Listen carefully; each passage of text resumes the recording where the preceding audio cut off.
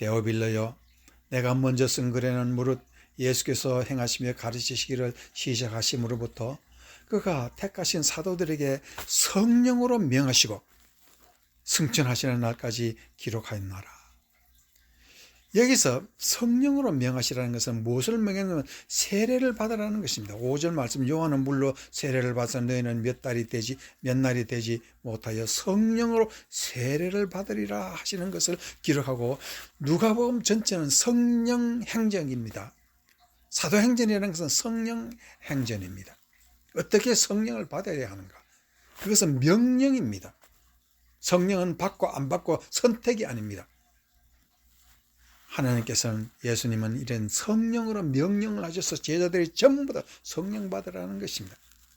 그러면 그 성령을 받았다는 것은 바로 예수님을 믿는 자에게 성령 없이는 믿는 자가 될 수 없다는 것을 말하고 계시고, 명령 중에 가장 큰 명령이 성령 받으라는 명령입니다. 그러면 우리는 오늘 이 시간에 과연 내가 성령 받았습니까? 내가 성령 받고 믿는 것입니까? 우리가 하나님의 선물을 과연 받은 사람으로 나는 알고 있습니까? 이 질문을 생각하면서 두 번째, 하나님의 선물은 무엇인가를 더 깊이 생각하고자 합니다. 두 번째, 하나님의 선물과 성령의 은사는 다르다 하는 이 말씀을 오늘 특별히 우리가 생각해야 하는 것입니다. 이게 무슨 말씀인가 하면 고린도전서 12장 4절에 보면은 은사는 여러 가지나 성령은 같고 그랬습니다.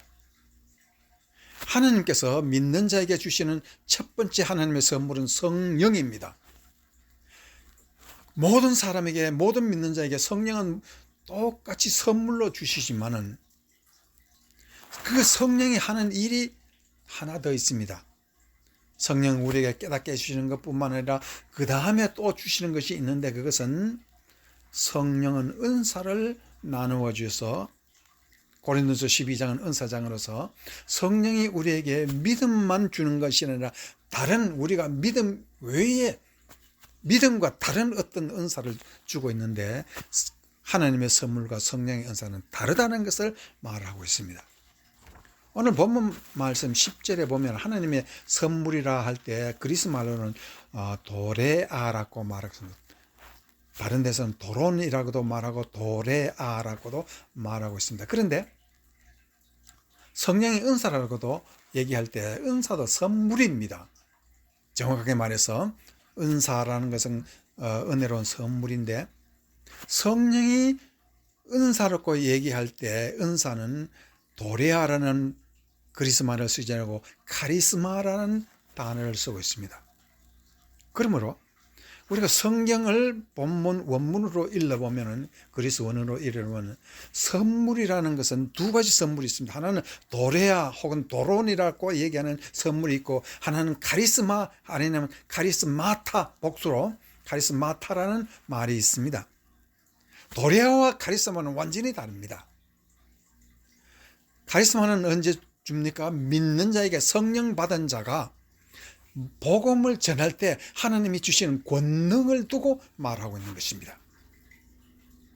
그래서 카리스마나 카리스마타라는 것은 전도하는 사람에게 힘을 주고 권능을 주시기 위해서 은사를 주시고, 그것이 그 은사를 성령을 통해서 오는 것입니다.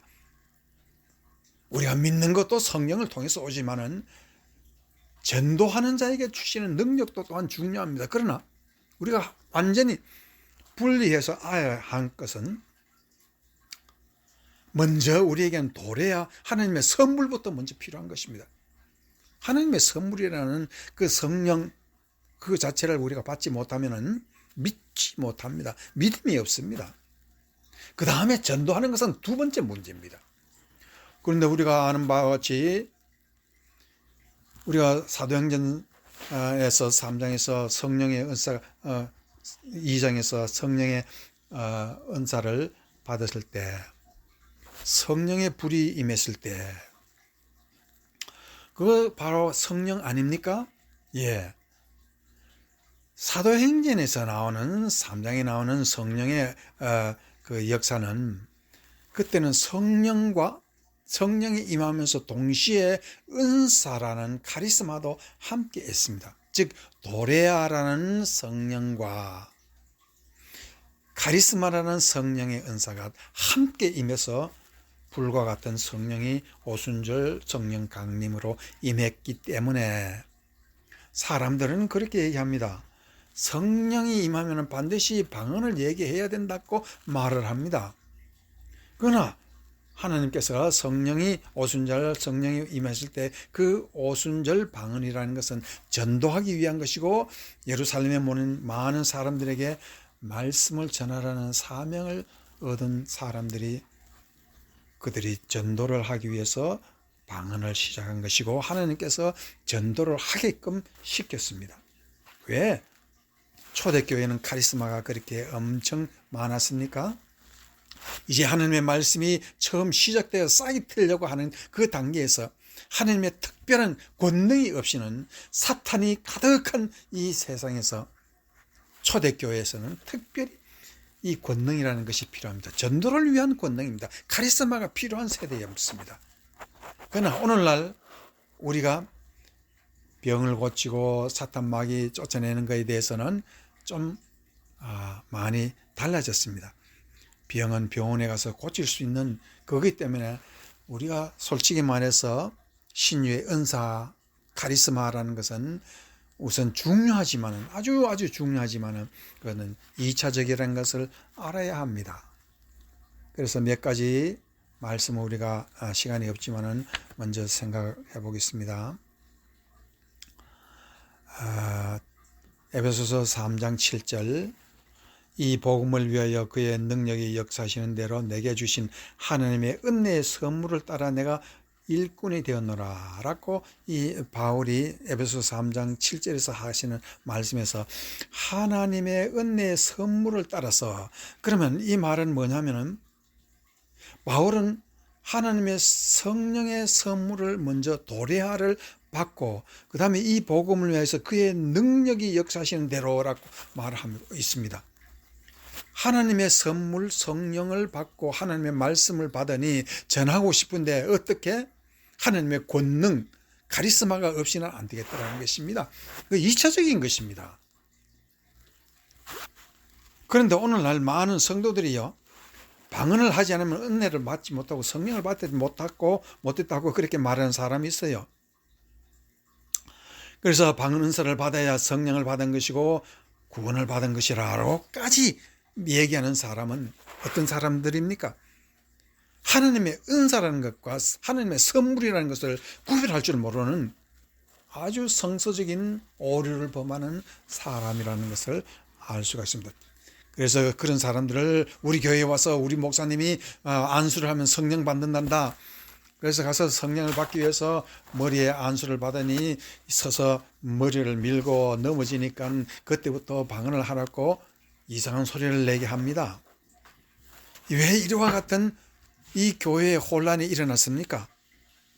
구체적으로 도레아라는 말씀과 카리스마라는 말씀의 뜻을 깨닫지 못했기 때문입니다. 구별하지를 못했습니다. 예수님께서 이렇게 말씀하셨죠. 마태복음 20장 17절, 마태복음 20장 17절에 보면은 이르시되 너희 믿음이 작은 까닭이니라 진실로 너희에게 이르노니 만일 너에게 믿음이 겨자씨 하나만큼만 있어도 이 산을 명하여 여기서 저리로 옮겨지라 하면 옮겨질 것이요 또 너희가 못할 것이 없으리라 라고 말을 하고 있습니다. 예수 믿는 사람께 가장 중요한 것은 무엇입니까? 카리스마가 중요한 것이시지만 그보다 더 중요한 것은 믿음입니다.